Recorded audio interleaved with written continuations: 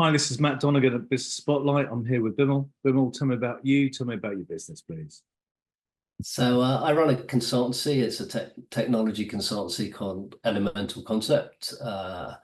We have teams in over 4 countries, and what we do well is go and understand what a business does and see how technology can help it in certain areas. We kind of have 4 distinct real offerings. One is I want to do something new. I need to do something different in the market. So we do a lot of work around brainstorming innovation, then figuring out how you might build something and then building it. We do a lot of help things aren't working as I'd like them to work, or they're not meeting my business plans. So that can range from very big multinationals to startups or scale-ups. And this is where their technology was great for where they were at, but as they move, as the world moves, they need to improve what they do, and they need a way of doing it without killing their business in the same time. So that kind of transition management and kind of knowledge of how to move from one place to the other is quite a lot of work we do. Thirdly, we do a lot of stuff in, I want to do things a bit different to how I do them. So the transformation piece, it's transformation I use very lightly because generally we are building new systems. The transformation is a people thing, which we are not the specialists at, where you're taking people from one role to another or replacing roles, etc. But we're very good at identifying how the technology should be for where they want to be as compared to where they are. So it's still a look at your business. What do people want? Why they're using your systems? How they're using them? Can it be different? And then let's walk through that process. And finally, we do a lot of maintenance of legacy systems. So as we all know, lots of companies, particularly some of the larger ones, use systems that are really old.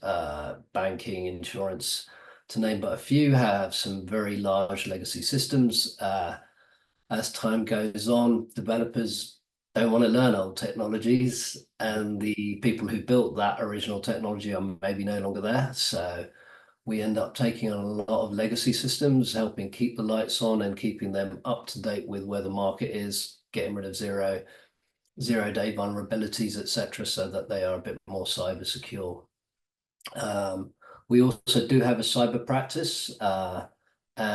But everything we do is based around technology. We work in pretty much every format. And as I said, we're in a number of countries working with pretty much every type of organization in any industry. So Right. So what you're saying is you're a very, very safe pair of hands, and you're technology agnostic. So yeah, I wouldn't say I'm a safe pair of hands, but a lot of my team are. We are technology agnostic just because we have, over the years, built up a team of domain experts. So whether they are languages, frameworks, or specialisms like AI, etc., or cyber, we have over time built up a team that is very capable in most of these. We aren't actually in VR and AR. So if anyone wants to challenge us on that, that might be an interesting one. But in general format, we can play with most. So excellent. Okay. So where are you seeing the most growth at the moment? Is it with with the larger PLC type customers, or is it with the sort of startup side? Where are you seeing the growth? so the growth actually probably is there's 2 areas where it's kind of size of company agnostic, which are both AI and cyber. And then in terms of kind of volumes of work, it's probably the larger companies. As we know, capital markets are not flowing as easily for more startup capital or scale-up capital. So we're not seeing as much. There are still those that are successful, that are able to go raise funds and come and work with us. But I'd say when working with the smaller organizations, it's more likely to be around AI or around cyber.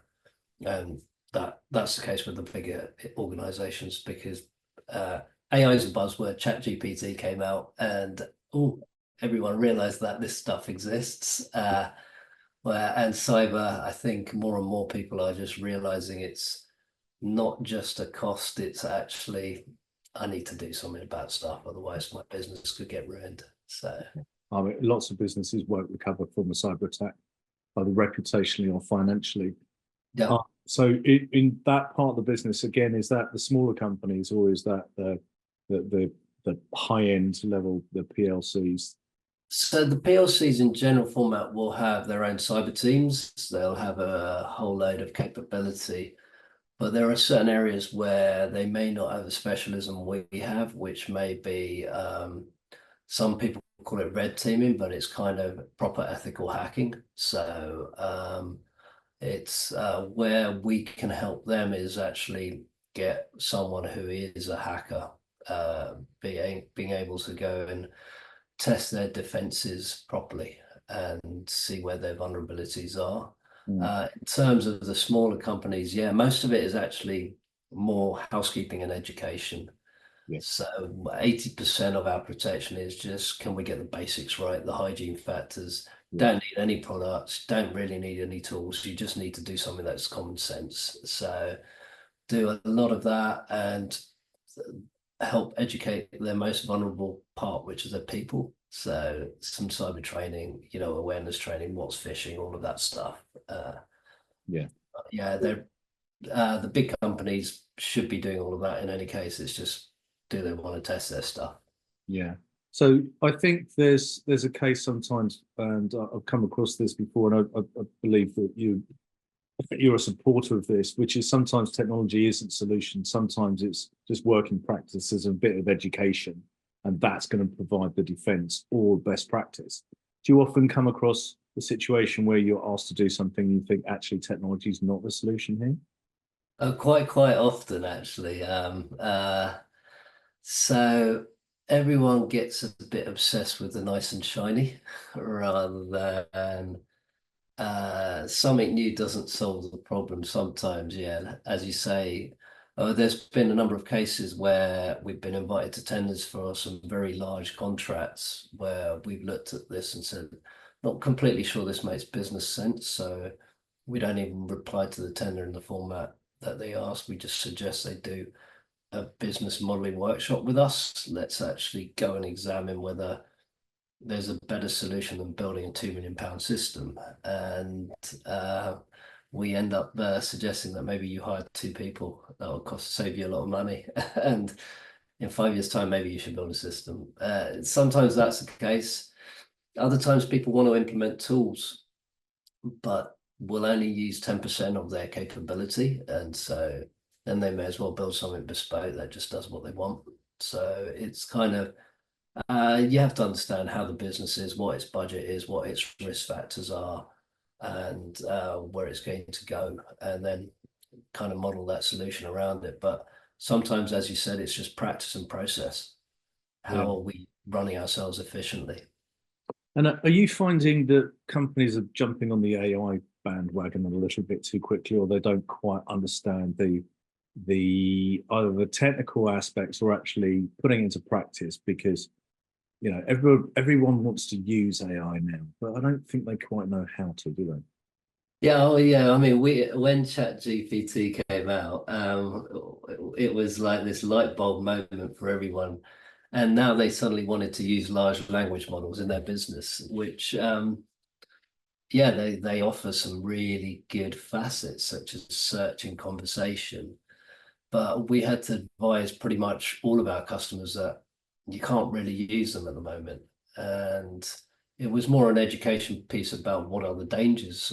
So there's 3 real main areas. One is data protection. Once you put something in the model, how do you know you could ever be GDPR compliant? There's a huge amount of problems with that that I don't want to bore you with, but in any case, it's going to be difficult. Secondly, these models are trained on huge amounts of data that sometimes isn't always true. So if you think about GPT being trained on the internet, it's not delineating what is actual facts and what isn't. So you therefore have problems about its answers maybe not correct. The answers may also not be relevant to your topic, because at the moment you can ask ChatGPT about anything. You don't want to have a conversational agent facing the public on your site that could answer things that are not relevant to your company. So you need to be able to control what it talks about, also the tone, the ethics, etc. So if you're leaving it uncontrolled, it's going to be quite disastrous. And we've seen loads of court cases about that. So many companies have been sued for Really? providing bad advice. And then the final thing is there's hallucinations. So these models are built on patterns of words. It's statistically driven. So if they see a pattern of words, statistically, it might mean this, and therefore they can produce an answer that may not actually be correct, as we've seen. Lawyers have submitted made up court cases based on ChatGPT and been sued. So Wow. it's you have to control these elements. So we had to educate our customers about them, and then we had to solve them. So we had to build a platform which is actually going live this week. But it's trying to harness the good things and protect you from the bad things. So So is it kind of like a filter between the large yeah. language models and the business? Is it a kind of protective filter? Is it a buffer? How does Yeah, it work? you could call it, let's say, a platform that houses the model and controls what model looks at, is trained on, how it can answer, with total screening of whatever's coming in and out, so that you're protecting data, checking it's valid to what you want to say, and in real time. So yeah, it's taken us a little while to address these problems. I think there'll be a few other products coming in the market Mm. at the moment that do this. I know there's one in America, but yeah, there are some benefits of using LLMs, but it's how do you do it without betting your house, let's say. Yeah, I can see there's a massive risk. I mean, what a large element of what you're providing currently is not just about increasing efficiency, it's de-risking the Yeah, business, isn't it? Because when I look at cybersecurity, which you guys are really strong at, and you've got your own AI platform or an integrator, let's call it that. yeah, That's about de-risking. That's not about making more efficient. But on the other hand, you've got for the PLCs and for the larger companies who've got legacy systems. Is that about de-risking or is that about making more efficiency? it starts off as de-risking, but with all of these, as long as you understand what you're doing, you can make sure that they can provide more features over time. Mm, I mean, you generally want to work hand in hand with whatever's going to be replacing it, so you can do it in a modular fashion. But that what replacing it might take 5 years to build, because some of these systems are huge and there's so much risk involved. So you have to keep it current. You have to still be offering their customers more features still, otherwise people will just move. So it is de-risking, but it's also still improving it as well. I yeah, mean, we do a lot of stuff that is about the efficiency, and even the AI stuff. A lot of it is how do we improve the maintenance of our telecoms towers? One of the things we've done. Machine learning doesn't just involve large language models. We've been building uh, a lot of algorithms to help companies improve for the last 7, 8 years, I guess. So it's just, it became more popular, let's say, because it became conversational. yeah, yeah. Okay. That's fascinating because when I look at the landscape at the moment, everybody's screaming about AI, but not really Yeah, understanding what it is. And we've gone from machine learning through to something that now really does resemble AI. yeah, Everybody's jumping on the bandwagon in the same way as when the internet boom first started, everything had a .com at the end of it. Every business was suddenly a .com, and not understanding quite the risks that there were there. So how long was you sort of talked about what your business is currently doing, but give me a bit of a backstory. Give me what's some of the history behind the company? Because you're not just you didn't just start up a couple of years ago. You've been doing this for a while, haven't yeah. So prior to us starting Elemental Concept, I took over a small development house out in Singapore. and we grew that. It was owned by someone else. We grew that to multinational, operating in a number of countries, a few hundred people. But a lot of the principles of what we do and a lot of the people that I've met and worked with who still work with me were part of that journey where we grew a small company into something that was quite well known for doing really good stuff in terms of technology. Mm. And we tried in 2016 to do a management buyout. Unfortunately, we didn't quite get there. So all amicably, I left and some of my management team left with me, and we decided to start up again. And we wanted to really base it around a lot of the principles we saw, but also get all of our team a little bit more interested in the company in terms of share options and stuff, things that I couldn't do in the previous company. Mm. And so those principles are relatively common, but I think we try and present that we do show those values. They are trust, transparency, and respect. Everything for us is around behavior. So if we're not behaving right, we can't expect anyone else to behave right to us. So that's internally, externally. And so being able to create your own company and bring in people who totally believe in those values, which was what we've done, is just like a part of a bigger journey. Yeah. It does mean sometimes that we are leaving, as they say, money on the table, because quite often you know that you could do this £1.5 million build, but our team would hate it because they're building something that shouldn't be used and won't be used fully.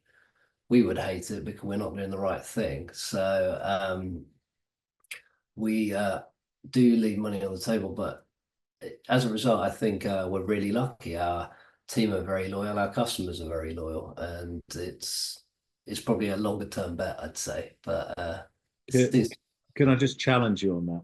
There's no luck. If your team and your customers keep staying with you, that's not luck. That's behavior. That's you. yeah, well, I'd like to think so, but it seems to be working, as I said. We have such low industry churn, and I mean, we don't actually market as a company. All of our customers come from referrals from other customers or from our networks or from our teammates. Some people come to us because they know we've got certain team members and they want to work with them. So it's that kind of way around. So it's the right people, the right behaviors have definitely shown that you can build a business of value. So you've got a business built on values. You've got really low customer churn. You've got really low staff churn. You're generating clients organically through referral, through reputation. You're building the business that way. Where's the challenge? It sounds too easy. There's always going to be a challenge. Things can always go wrong. Yeah. But also to fulfill, let's say, the opportunity for our team members, I want to make their share options really valuable. Yeah. It means we have to grow. We have to keep, and we also always have to keep striving to be better. So the challenge is always going to be how do you plan growth? Whether that's in terms of your offering, your customer base, your markets. And all three of those are different challenges. At some point, we're going to have to embrace the word marketing and actually start figuring out how to do it. But at the moment, I don't know, what would you suggest? How would you go and market something like us? So in a B2B environment, there's some really, really clever tools out there in order to do that, but it's not an overnight thing. It's not putting a bunch of social media ads out there. It's about using your reputation, leveraging your reputation in the marketplace. Customer referrals are one thing, but if you can amplify them and use them across the different medium, then there's capability to do that. There's also, as I say, some really, really clever digital marketing tools at the moment that can build up volume and touch points and start getting your name into that marketplace. But one thing that I'm aware of in your business, though, is this AI tool that you have. It's a very, very scalable product. I think lots of businesses would be really interested. Could you remind me what it's called? It's called CHATZ, CHATZ, CHATZ. Right. Okay. And when people are looking for it, is So it got its own domain or is it just on Elemental Concept? it does have its own domain, but as usual with our stuff, we always haven't built our own website. You'll find it on our Elemental Concept, our main website, just as a page. Right. But very soon I'll be able to point you to it live where anyone can use it because it's going to be on a very public facing website. So people can understand it in that context because the website it's on has I don't know, over 3.5 million words, over 500 videos. It's a content business. It provides impartial advice on aesthetic treatments, and it's become so big that it takes people time to find what they want. And so we have built this chatbot to answer questions where people might even come in and say, my face looks saggy, what should I do? And then it will take you through that journey, bringing you the information that's available on the site, but is hard to navigate to just because of the size. Be it products, be it practitioners, be it just information about your body. It can bring that through a lot quicker. Wow. So it's so impressive what you guys are doing. Honestly, I mean, the range of products for the size of so the range of products that you have, or the range of services that you have, from startup right the way through to PLCs, the product offerings, which can be quite segmented. So if you're going to talk about marketing again, segmenting product sets is often a very, very good thing to do, clearly. And you've got the technology to be able to service those bigger companies in the back end. Because what I've found over the years is when you go to any company, if you're a startup or if you start working with a technology provider, you're pushed towards a certain platform or language base. yeah, If someone loves PHP and hates .NET, yeah, but, and every developer I've ever come across has their own idiosyncrasies and B likes and dislikes of code. But you just embrace the whole lot, and you're embracing the whole market, aren't you? yeah. I mean, so if you're building something from scratch, you may have preferences in terms of languages, frameworks, etc., because some have better support, better plugins, better libraries than others, and you may have more developers that are familiar with them. But in the majority of cases, you are looking at someone's existing system, and they can be built in any number of stacks. And you don't want to always say to the customer, "Oh, we have to rebuild this because it's in an antiquated stack." The right answer might be, even if it's in LAMP, i.e. PHP, a very traditional old way of building stuff, LAMP stack.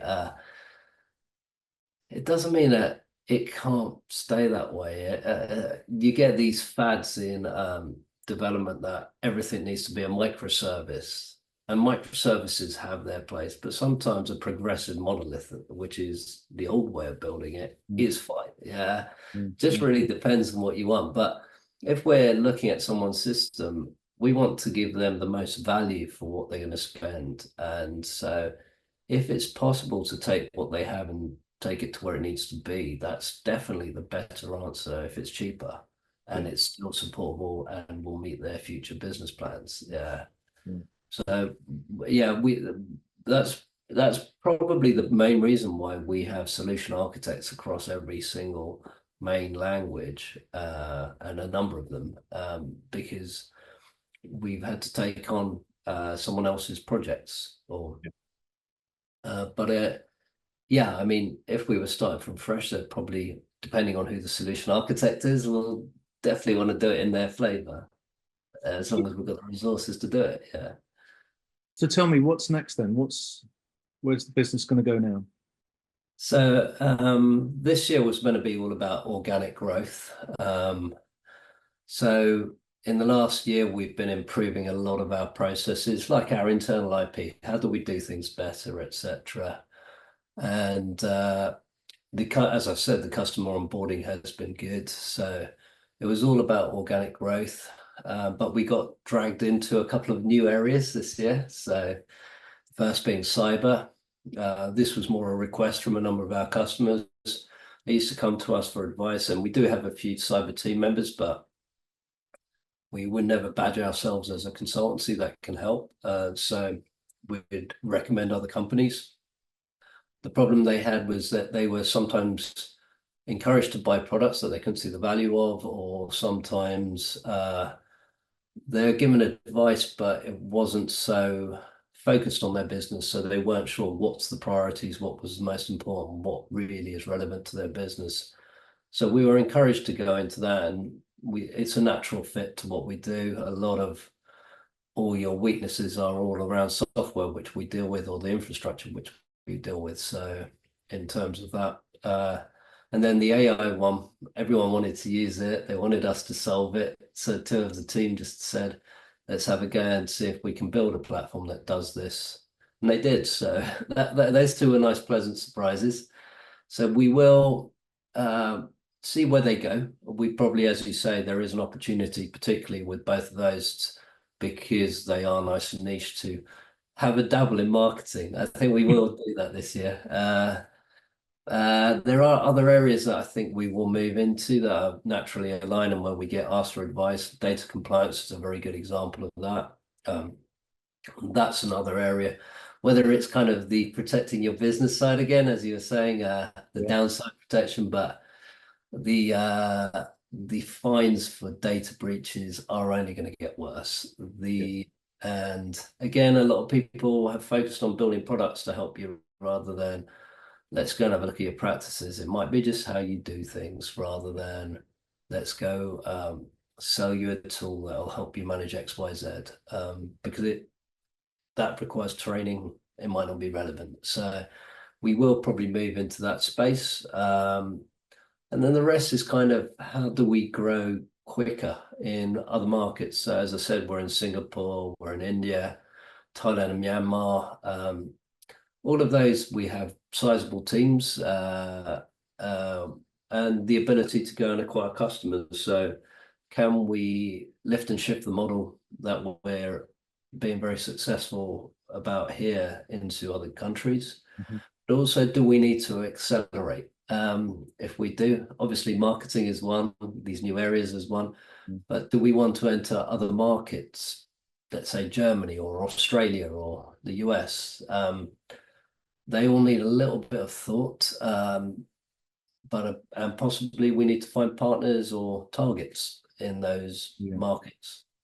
But all this year is all about, okay, yeah, we're probably going to be a bit ahead of the curve than we thought.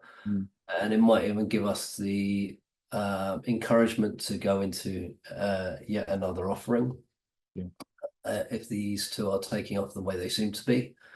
But I think it's more about how do we think about next year and new markets, marketing for organic and maybe acquisitions.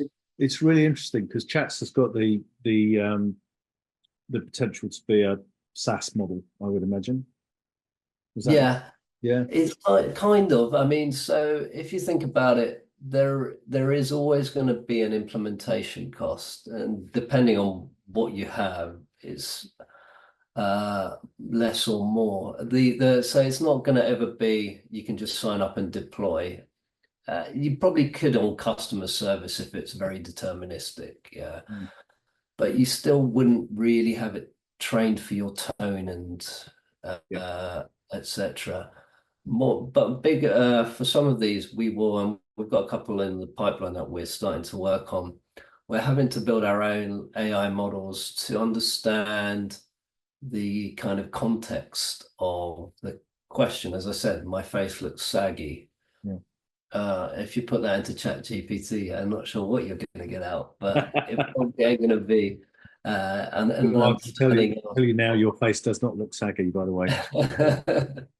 But if thank you, but if you did that in ChatGPT, it's not really going to understand the intent of your question. So we've had to build a bit of our own AI modeling just to understand the nature of questions before. So that's a slightly more complicated scenario, but each one will have to be trained on certain data, certain jargon, etc. It's not just simply lift and shift, unfortunately. Then you may as well just try using ChatGPT, but you'll just have all the problems with it. So yeah. So it's not a simple plug and play for chats. It does require a little bit of yeah, I mean, also you're going to integrate with databases. So let's say you are doing customer support, you will need to, without the LLM looking, you're going to have to still plug into the customer details, fetch out the information. So there's going to be API integrations, etc., just so you can work with systems so that you're giving the consumer the proper experience. There are a lot of internal use cases, and we're trying to prioritize one of our own. You've talked about the fact that we've worked in so many industries, etc. Now over 7.5 years, and however many proposals, contracts, etc. we've done, pieces of work. It's sometimes hard to remember what we've done, let's say in healthcare, and have we looked at Parkinson's, or have we looked at blood tests, or whatever else, and being able to actually interrogate our own information to be able to bring out to the fore. Here's some examples of work we've done in this place and the problems that you encounter, if you get me. I always find it slightly irksome, but completely understandable when people say to me, "Well, you don't understand my industry." Now, essentially, the problems are usually the same. They're often quite limited in the number of problems there are. For me, it's often time, team, and money. They're the three things, and there's solutions in there for that are very similar for most businesses, or for many businesses anyway. Do you get that same thing where people say, "Well, you don't understand my industry. You can't build product"? Yeah, so we used to encounter that a lot more than nowadays. We have been told, well, you've got no experience in our industry, and therefore you're probably not the right partner. And that's fair enough if they think that. Our general format is we shouldn't be the experts in your industry. You are. We should understand technology, and technology is agnostic. Yeah, you can tell us what rules and regulations that apply, therefore we can tailor the technology to meet it.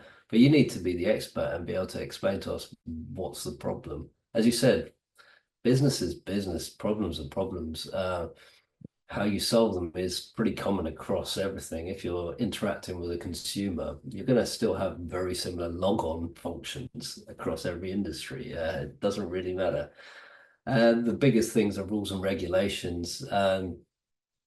Yeah, sometimes knowing MiFID or something is useful, but in most cases, you just need to know the rules that when they're applicable. Yeah, I'd say there are some places because of the technology you might use, like financial services, no fix, etc., for protocols and stuff like that. If you don't know that, you shouldn't be bidding on stuff like that. But very, very, very rarely is it relevant. But it gives people a reason to say, no, I'd rather go with someone I like. So it's like, Yeah, fair enough. They default to their safe position. So yeah. just a question there that I have with regards to, we mentioned client problems. Yeah. What about yours? What have been your challenges over the year? Was there one moment when you kind of went, "Oh, this is too hard"? No, I think probably the biggest problem we generally face is, and it's quite rare, but it's more us being too nice, if you get me. I don't know how to explain that better, but because we always think, okay, that's reasonable, we can get taken advantage of, and it will just eat up and eat up and eat up. And I mean, sometimes we just get it wrong, and therefore we have to eat it. If we built something wasn't quite right, we should fix it because it wasn't quite right. But that's where the kind of boundaries can blur sometimes, where people say, well, actually, I really wanted it to do that without having ever specified it. That's kind of when we go, okay, yeah, we'll just do it. And that's probably where it hurts us the most. But it's quite rare that we do encounter that, maybe one project a year, I'd say. Some of them can be painful though. Yeah, But, they can but need time and goodwill as well. yeah. And it's last question from me, because I appreciate you're a really busy guy and you've invested a lot of time with me already. Which Well, no, thank you. I like talking, so it's cool. What was your biggest? So we talked about the challenges there. Was there one piece of information or one learning or one book or one video, or was there one thing that over the years has been the kind of North Star about running the business? Would I say one thing? Probably not. Apart from behavior, I'd say behavior is our North Star. In terms of kind of information pieces, there's some great books depending on what stage you are. I think one that I always refer, particularly people trying to do something new, is a lean startup. But there are lots of different books or things to read when you're doing different facets of your world. But I think the only thing I'd say that's our constant is behavior. The three of us that run the company, we've known each other for one I've known since I was 4, one I've known since I was 18, and so and there's a lot of people who have known us for many, many years. And it's that behavior. Everyone shares that. Everyone spreads it. It builds out through the team. That behavior is probably what is, I'd say, our North Star. That's where we're going to win, is showing that a business can be somewhere where you like how everyone behaves. That makes you like how your job. I mean, essentially, there's always going to be bits of your job that you go, that's a bit tedious, but it doesn't mean you can't enjoy it. So.